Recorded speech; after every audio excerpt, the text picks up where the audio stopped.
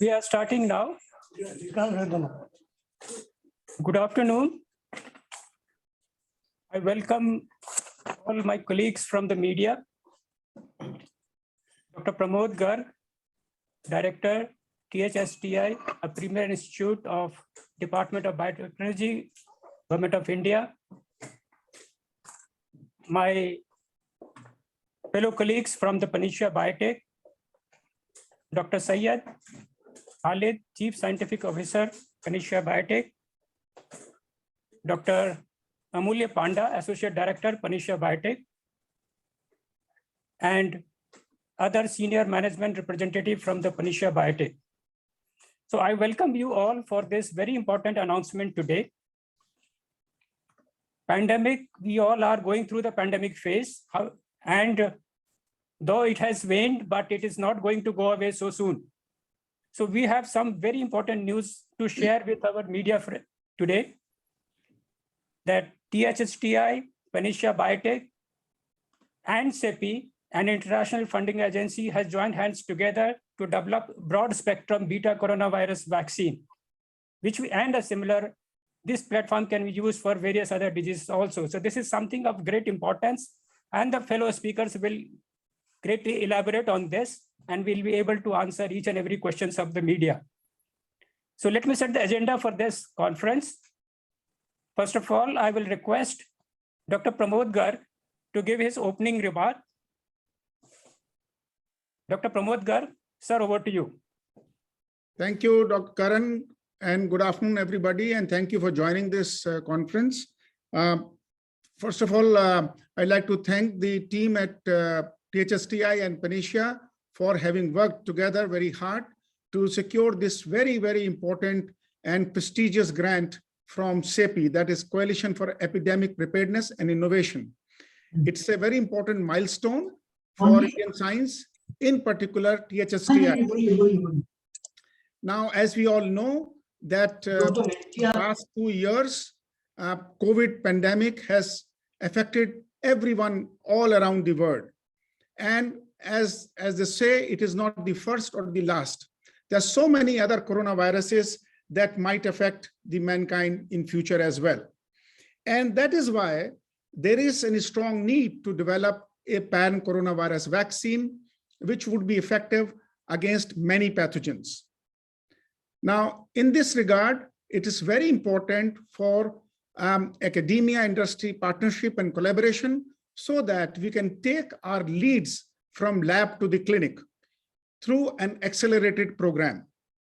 And I'm happy that this consortium that we have developed, which has secured this grant, should be able to produce an effective, rather cost-effective pan-coronavirus, which would not only be available to our Indian people and protect them, but also globally in an equitable manner. And I think this is very important, an indigenously developed vaccine, which could be available globally at an equitable fashion.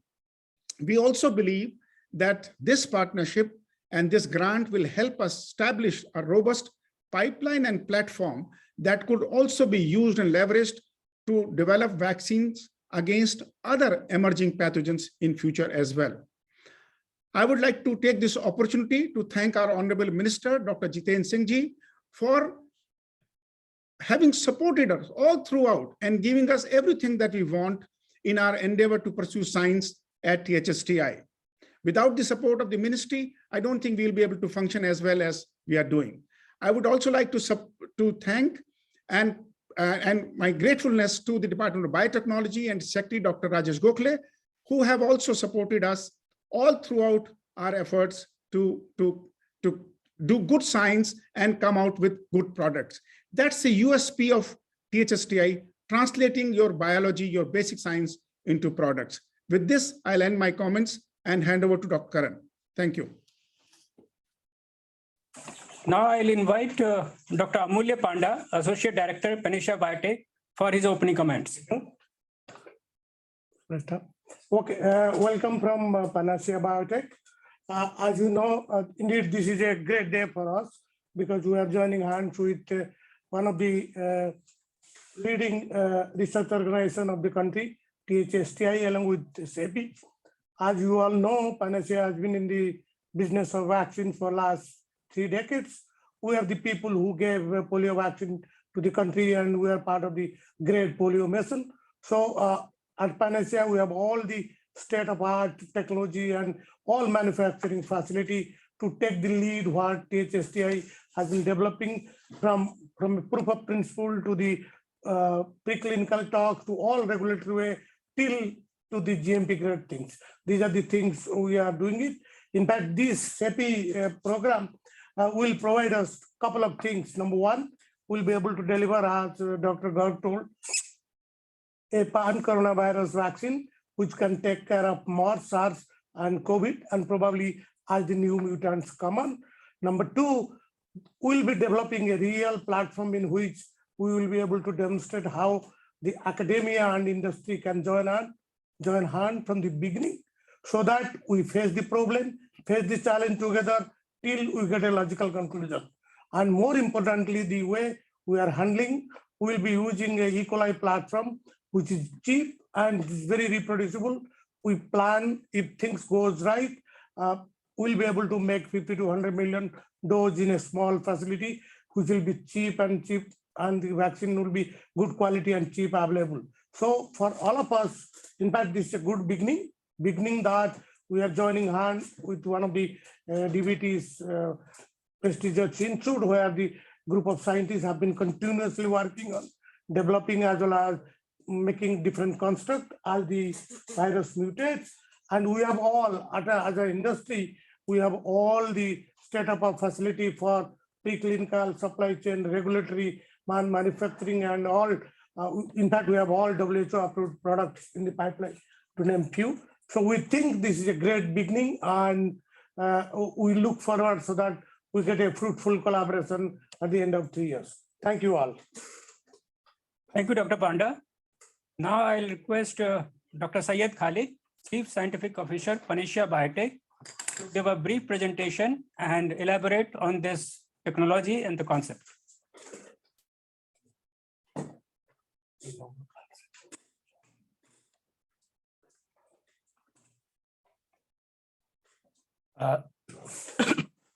Hello and good afternoon, everybody.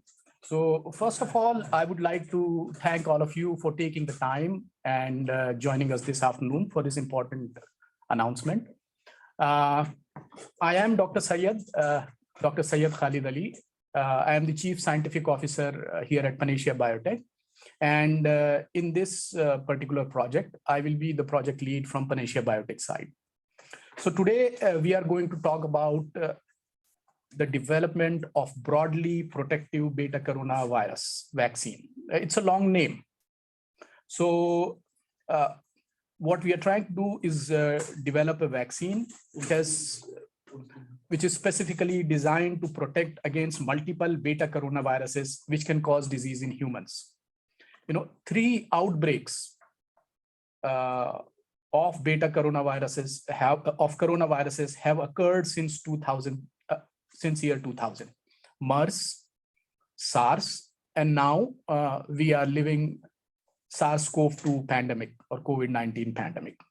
Now, in addition to these viruses have a tendency to mutate. And what these mutations do is it results in developments of variants. Now, variants could escape immune response, as we are noticing these days, if we are already vaccinated against a particular coronavirus. Secondly, non-pathogenic coronaviruses can variate and turn into pathogenic coronaviruses. And so in that regard, Panacea Biotec, in collaboration with Translational Health Science Technology Institute, is developing a broadly protective Betacoronavirus vaccine, which will be effective against all Betacoronaviruses. Our concept for this vaccine design has been scrutinized and appreciated by leading scientific experts across the world. So a little bit about Betacoronaviruses. So Betacoronaviruses normally infect bats, but they also infect other species like camels, rodents, and they jump species and they can infect humans as well. So I would like to remind the audience that India is a densely populated country with one of the biggest ecological biodiversity in the world, making us highly susceptible to diseases that cross over from animals to human. So in fact, India is home to all known species like bats, camels, rodents that are known to be reservoirs of viruses that can infect humans. Given this background, right, a further crossover from animals to humans and a new disease is not a matter of if, but when. It's only a matter of time we have an event like this. So Betacoronavirus is one of the 4 genuses of Orthocoronavirus family of coronaviruses family. Okay. So, and MERS, SARS, SARS-CoV-2, they belong to the lineage 2 of Betacoronaviruses. And in addition to these Betacoronaviruses, multiple other coronaviruses have been infecting humans, and at least 9 of them have been identified, as you can see in the cartoon on your right of the slide. And so, as you will all appreciate, Betacoronaviruses face a major challenge, a major health challenge, and a public health challenge. In that regard, in order to preempt this threat, THSTI and Panacea Biotec Limited are collaborating to develop a broadly protective Betacoronavirus vaccine. This vaccine is being designed to be effective against all known pathogenic Betacoronaviruses, and this vaccine may also protect against new Betacoronaviruses which may emerge in future. This vaccine is truly made in India. So as touched upon earlier by Dr. Garg and Dr. Panda, this vaccine is truly made in India, and this is another step towards Atmanirbhar Bharat. The vaccine design of this vaccine, the design of this vaccine is based on THSTI Translational Health Science Technologies proprietary nanoparticle-based platform, and it will be formulated with Panacea Biotec's proprietary emulsipan adjuvant. The vaccine design consists of conserved epitopes. Epitopes are small pieces of pathogens which are identified by immune system, and our immune system mounts an immune response against these pieces. These are called epitopes. So this vaccine design consists of conserved epitopes, meaning which are present in all Betacoronaviruses, right? So conserved epitopes from all Betacoronaviruses have been included in this vaccine design. This vaccine design includes a conserved protein nanocage. The gray center of the cartoon of the vaccine that you have on your left, the gray represents the conserved nanocage, and on top of these conserved nanocage, we will be stapling conserved epitopes from MERS, SARS, and SARS-CoV-2 vaccine. And this is our approach, which we expect to provide protection against all Betacoronaviruses. This is a great example of industry and academia partnership, where a leading research-based manufacturer is partnering with a research institute. And this collaboration of PBL and THSTI has received funding support from CEPI, Coalition for Epidemic Preparedness, to develop this vaccine up to phase 1-2 clinical stage.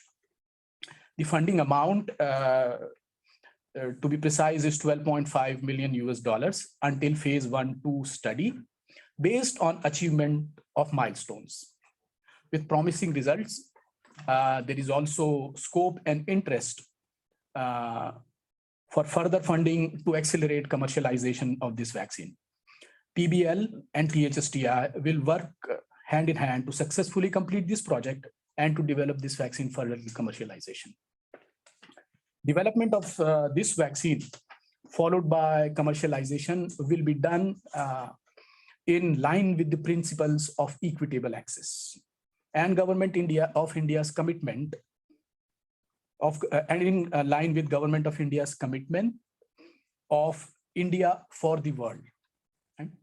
This vaccine will be made affordable, and PBL will endeavor to make it available everywhere for everyone. So with that, thank you for your time and attention. Thank you very much. Thank you, Dr. Khalid. And now we will open the Q&A section in which our colleagues from the media, they can ask questions. Now you have you can raise your hand, and you can also write your questions in the chat box.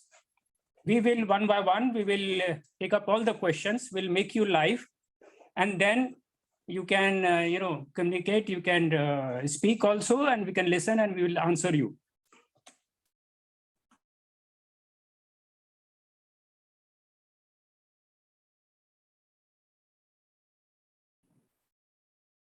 Hello, this is Vibha from Script Intelligence. Am I audible? Yes, you are. Yes, ma'am. Okay, so you know that a coronavirus vaccine is not a truly unique concept. There have been scientists all over the world who have been working on this, including from prominent companies like GSK. So what would you say is different about the vaccine that gives you confidence that this will work? And second is also, you had mentioned that this design has been examined by other or scrutinized by other scientists and appreciated. So could you give us some more details about what has kind of impressed these scientists, and what do they think in their view would make this vaccine successful? Thank you.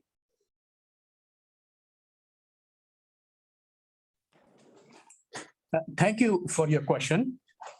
So firstly, this is not a pan-coronavirus, rather pan-Betacoronavirus vaccine, or broadly protective Betacoronavirus vaccine. And you're absolutely correct. I think attempts have been made by others, and that only signifies the magnitude of this problem that is there. Now, in terms of what is unique, I think unique in the sense that this vaccine is actually being made by an industry and academia partnership, and it's being made in India. As you may be aware, India is by doses largest, by number of doses, India is the largest vaccine manufacturer in the world. Secondly, this vaccine, as we mentioned, is going to be made in an affordable manner. And as I mentioned, it will be made available for everyone, right? Everywhere. And there are two features which are unique. First, I will address the affordability issue. This particular vaccine is being made in an E. coli-based expression system. And this expression system is particularly important because this brings down the cost of goods, and then it addresses the affordability aspect. Second part of your question was about what is unique to our platform and what has impressed the reviewers. This platform is very unique in the sense that it contains epitopes which are conserved, and it is highly flexible, meaning it can be modified easily to address further challenges. It contains both T cell and B cell epitopes, so that there is a balanced and robust immune response, which is going to be comprehensive. Thank you. You can take next question. Next question, please. No, it's what is the planned timeline for going to phase 1/2? So we anticipate start of phase 1/2 study between 18 to 20 months. That's the proposed timeline as of now. Yeah. Which other vaccines where emulsipan adjuvant has been used?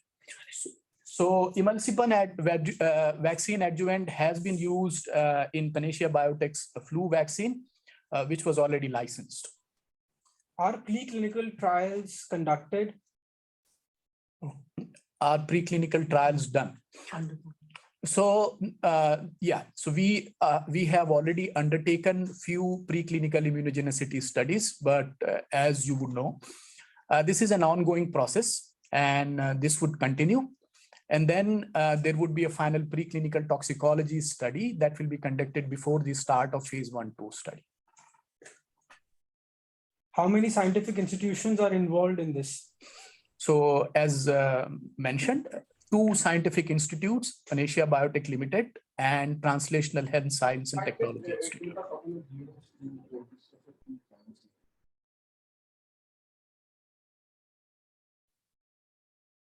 Any other queries? Any other queries from anybody?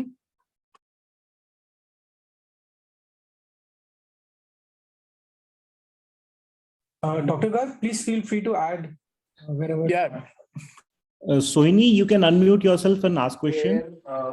Yeah, so my questions have been read already, the emulsipan adjuvant and so preclinical studies. So it would still take about 15 months for the preclinical studies to complete, right? I cannot hear. Departure. And this is that they will create an assessment. I think Dr. Khalid is muted.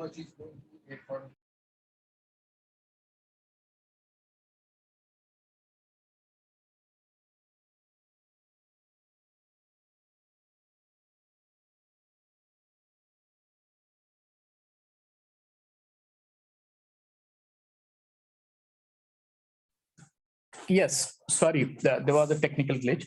So 15 to 18 months, not just for preclinical studies, 15 to 18 months for the entire process to take us to phase 1 and 2 study. This includes, fine-tuning of the antigen design. There is a big CMC element here, which is chemistry, manufacturing, and control. So the entire CMC package, evaluation of this vaccine candidate in preclinical immunogenicity, followed by preclinical toxicology study of the lead candidate. So that entire spectrum of work would take us about 18 months. And could you also explain? Yeah, sorry, please. Yeah, well, there is one more element which I forgot to mention. So our colleagues at THSTI are also going to test this antigen in an animal challenge model first, before we go into clinical studies. So that is another key element that I missed. Thank you. Batra, has the work begun? Conserved epitopes, as you said, that's the unique part of the vaccine. If you could explain it in little details. And when you are testing against animals, as you said, the challenge study, so will that be against MERS, SARS, and all kinds of coronaviruses, or you'll be picking SARS-CoV-2? What kind of challenge trials are there? Yes, so you're right. I think conserved epitopes is not a new concept, but these epitopes are conserved across, since it's one family across the species. And second point about the challenge studies, yes, we are going to do challenge studies against MERS, SARS, and SARS-CoV-2. In fact, challenge model against SARS-CoV-2 is already available at Translational Health Science and Technology Institute. They also are in the process of preparing for SARS coronavirus challenge model. For MERS challenge studies, since the animal model is not available in India, we are going to collaborate and use CEPI's network to do MERS challenge studies in non-human primates. Thank you. A query from Mr. Ganpati Madhur. Does that mean a vaccine recipient would simultaneously be protected from multiple beta coronaviruses? The answer is yes. Our antigen design is such that it is going to be a broadly protective beta coronaviruses. So as mentioned, we are going to test it against the 3 known beta coronaviruses which are pathogenic in humans: MERS, SARS, and SARS-CoV-2. Dr. Garg, do you want to add anything? Not really. I just want to highlight that this particular vaccine is at a development stage. I think the headlines in the newspaper should not be that we have developed the vaccine and it's going to phase 1 and phase 2 trials. I think we should very clearly state that this is in the development stage where a novel platform technology is being developed and tested. It will take time. I'm not sure this vaccine would be available to fight the current COVID pandemic, for which we already have adequate vaccines and effective vaccines in the country. At THSTI, we are also developing a COVID vaccine. So I think for the current pandemic, we are doing well. But this vaccine, which we are going to develop, will be something to be used in future against multiple beta coronaviruses. And I hope that over the next 2 to 3 years, we will be in a position to offer this vaccine to our people. Thank you. There is one more question. How did we arrive at the epitopes that have been selected? So our colleagues at THSTI have done extensive in silico analysis, bioinformatics as it is known as, and they have identified the conserved epitopes. And based on that, this antigen has been designed. And this in silico design has been tested in the laboratory as well in vitro and in vivo assays.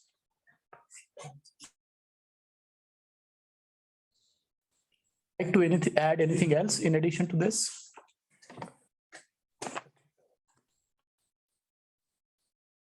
Ekta, you can ask your question.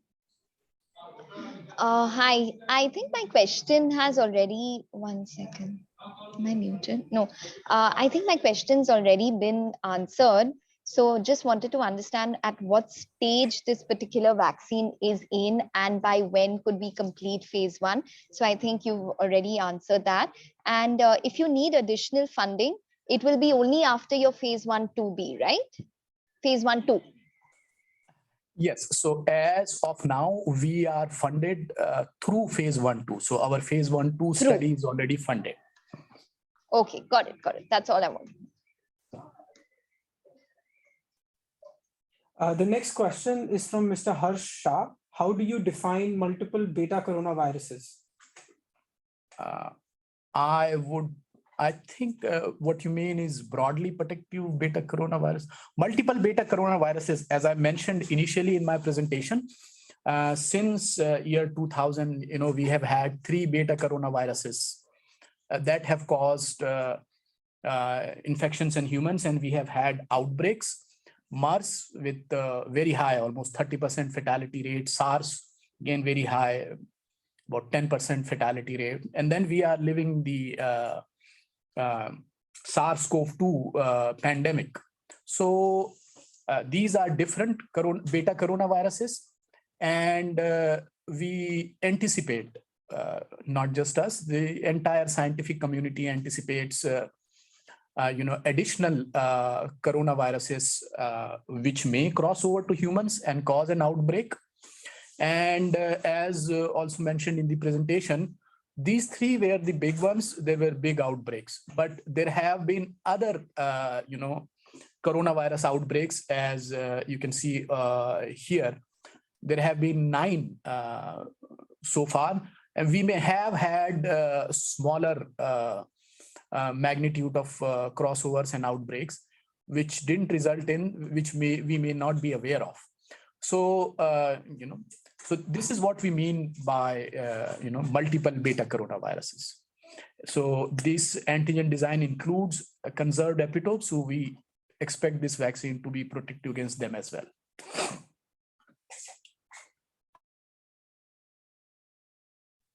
Next question.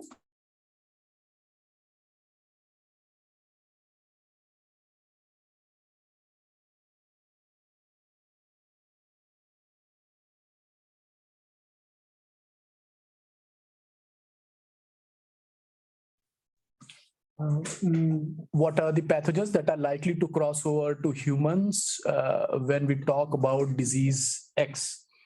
As you know, disease X means we don't know which ones are the pathogens which are about to cross about. But there are certain families of viruses that are more likely to cross over because of various epidemiological factors. Betacoronaviruses fall into that category, and we are developing a vaccine against that. In the past, HIV, as we know, is believed to have crossed over from African green monkeys into human a long time ago, and it resulted in another pandemic.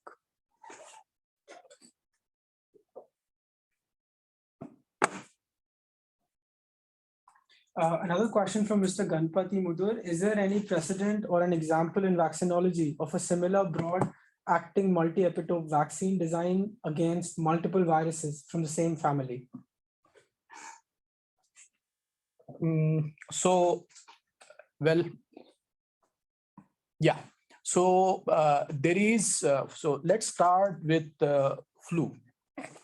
So as you are aware, a flu vaccine is again highly variable, and every year we may get a new strain of flu. But based on conserved epitopes of flu vaccines, universal flu vaccine is under development. Now, we have not succeeded in developing it to the market, but the attempts are on. Similarly, if you talk about the chikungunya vaccine, now there are multiple variants of chikungunya vaccine, but they are 97 or 98% conserved. So one species can protect against others. But this is a new and up and coming concept where we don't have a lot of success to the market, but multiple attempts are ongoing. So would like to add anything to this?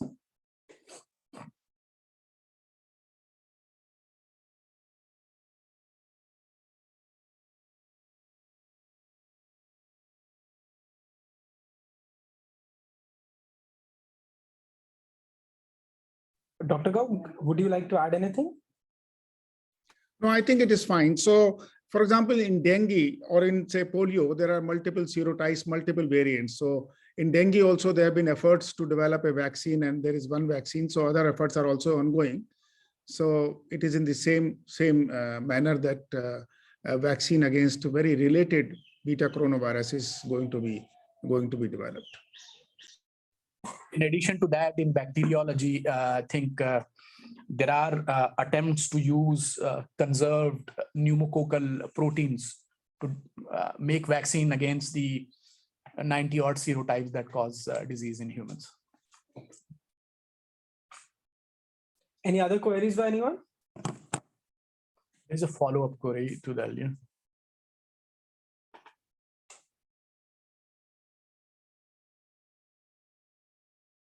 A follow-up query: what are the key challenges that have hampered efforts at developing single vaccine against multiple related viruses? Why do you think efforts have not worked so far? Well, yeah, so there are multiple elements to this. One is the variation. You may develop a vaccine against 4 serotype, and at a later date, 5th or 6th, which is different, may come up. And again, you have to understand pathogens also evolve in response to the immunological pressure. So if you develop immunity against 10, 11th one may pop up one. Secondly, in certain attempts, whenever you use conserved antigens, the immunogenicity is not up to the mark. But thankfully, as we speak, science has evolved, and we have developed multiple adjuvants which are particularly effective in augmenting the immune response, as well as in broadening it in terms of both a T cell and B cell response. So that is another point where we believe we have a better chance this time around. Thank you. Any other queries by anyone?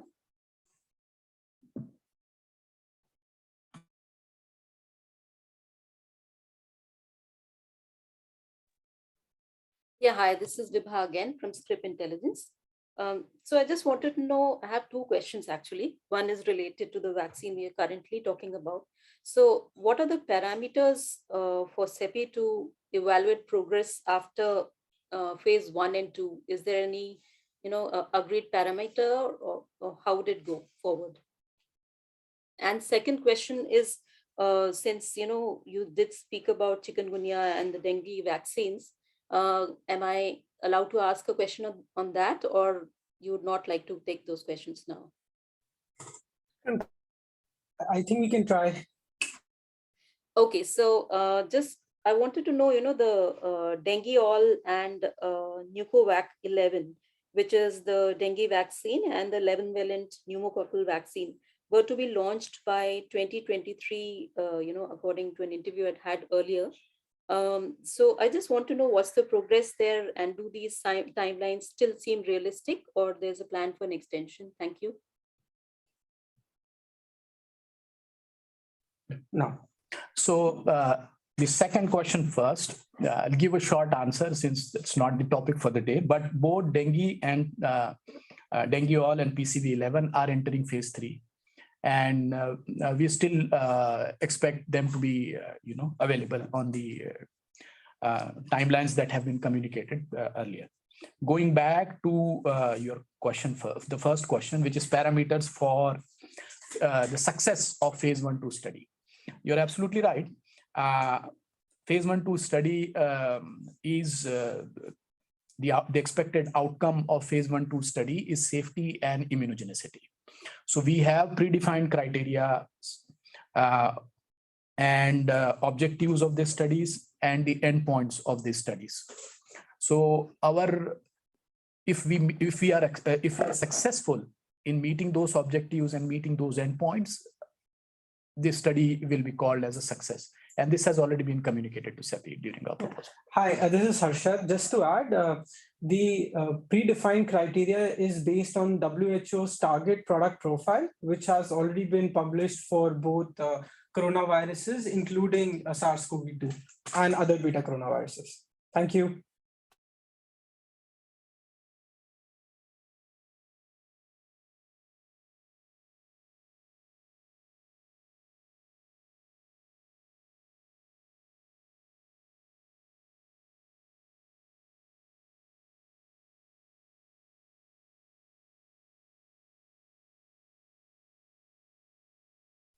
So we have another query from Ms. Anuradha.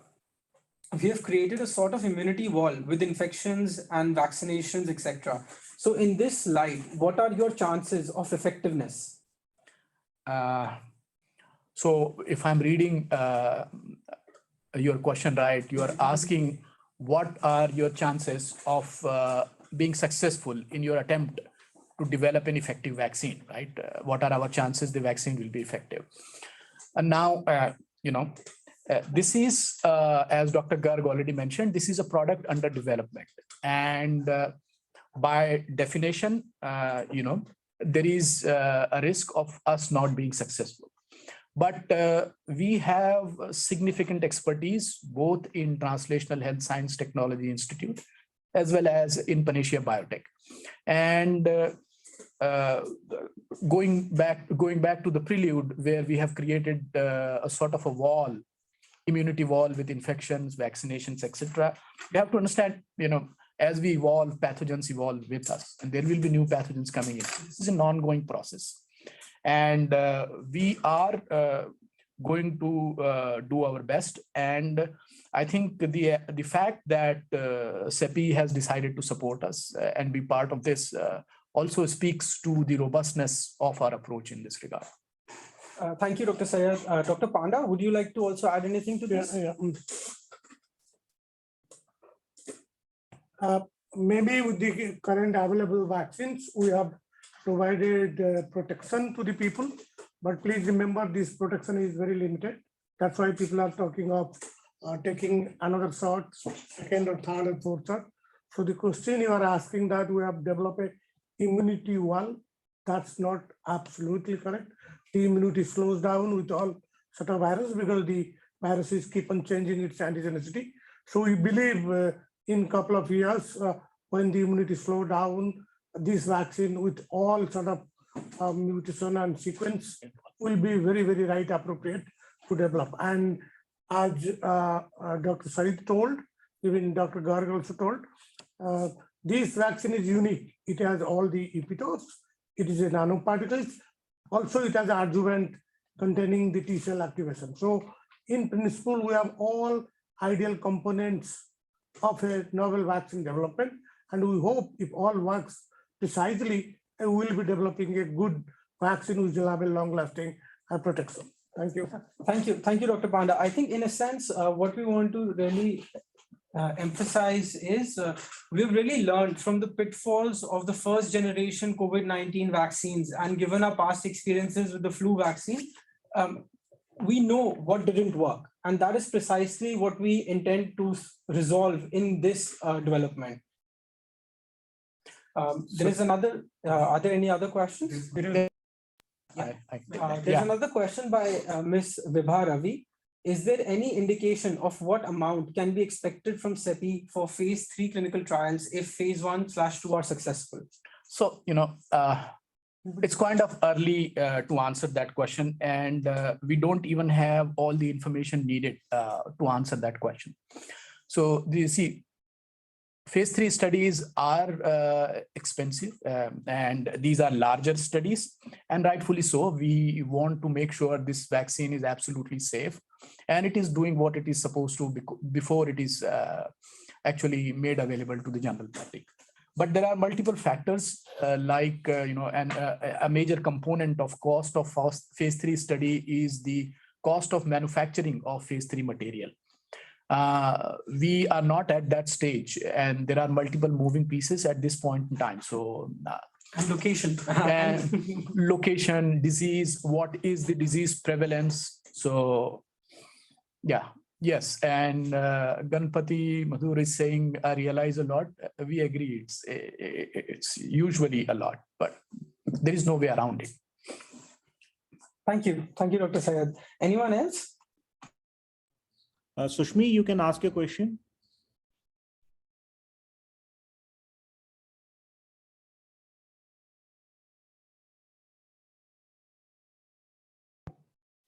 Thanks. I think it has been answered already. Thank you so much.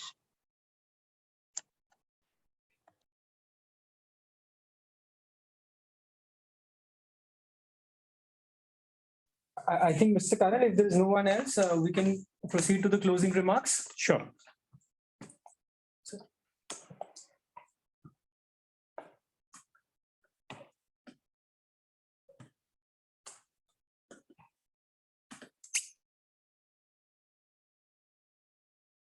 There's one more question. What is the anticipated production capacity? I think it's too early to answer that, and we'll get back to you after phase 1, phase 2 clinical trials are completed and the human dose is known. Thank you. So, Mr. Karan. Before that, Dr. Garg, if you have anything to add, post that I'll be doing my basic formality. No, thank you very much. I think we have answered all the questions, and I'd like to thank all the people who have joined for this press meeting. Thank you. Colleagues from media, anything else? Okay, so thank you very much. We really have a good participation from my media colleagues, and it is really nice. I'm thankful to all those who have been with us for quite some time now. I'm also thankful to the new colleagues who have joined and whom we are meeting for the first time. So you guys have done a really wonderful job in educating the people, particularly during the last 2 years in the pandemic times. Your roles have been really gratefully benefited. You have not only instilled a sense of confidence among the masses, educated them about do's and don'ts, and at the same time, you have also educated them about what all technologies the premier institutions are working and which are really helpful. So I believe this novel project on which we are working will definitely succeed, and hopefully we all are able to, not only this COVID-related pandemic, but it can be extended to other platforms and for other diseases also.